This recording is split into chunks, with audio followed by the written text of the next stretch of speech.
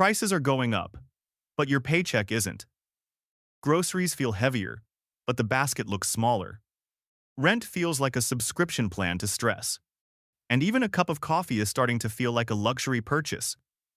Welcome to 2025, where the global cost of living is hitting harder than ever. Today, we're diving deep into why this is happening, how it affects Gen Z and young people the most, and what can be done to survive and maybe even thrive through it. This is On the Markets, where we break down money, markets, and everything in between. I'm Michael with Emily, and today, we're talking about the price of simply existing. Around the world, inflation has cooled down on paper, but for ordinary people, daily life feels more expensive than ever. Rent, transportation, food, utilities, basic needs have climbed at rates far higher than income growth. In the UK, food prices are still up nearly 8% compared to last year. In the US, rent in major cities like New York, LA, and Miami is breaking records. Across Europe, energy bills and groceries remain stubbornly high. In Africa, many households are spending more than 50% of their income on food alone. And in Asia, cities like Tokyo, Singapore, and Seoul are now among the most expensive in the world for young renters. It's not just inflation, it's structural. Supply chains, climate shocks, geopolitical tensions, and corporate profit margins are all feeding into this cost of living squeeze. Why it's worse for Gen Z. For older generations, this is tough. But for Gen Z, it's a crisis. Housing.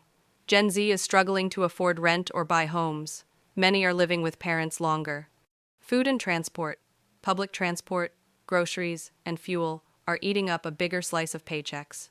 Digital subscriptions, Netflix, Spotify, cloud storage, and more small monthly fees add up fast. Wages. In many countries, wage growth has lagged far behind inflation. A lot of Gen Z is stuck in what economists call the cost of living trap, where even full-time workers can't save or invest because everything is going into survival expenses. And let's be real, when your salary feels like a text message from your ex, short, inconsistent, and never enough, it's hard to dream of a stable future.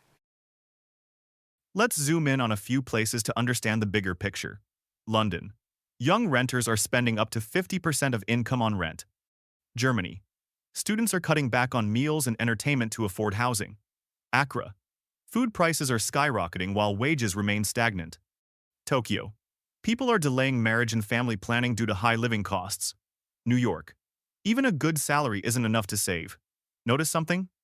Whether it's the global north or global south, young people everywhere are being squeezed.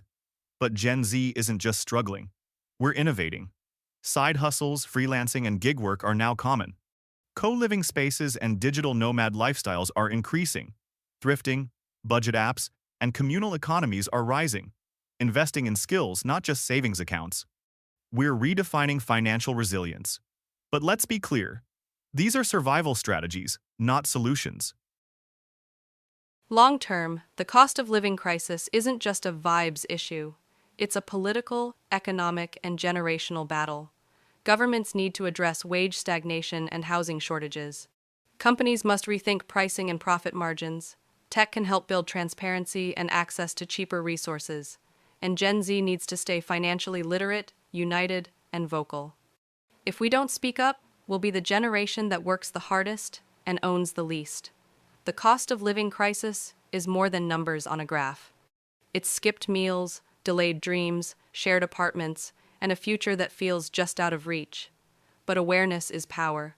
When we understand the system, we can challenge it. And when we challenge it, change can happen. I'm Emily with Michael, and this has been On the Markets.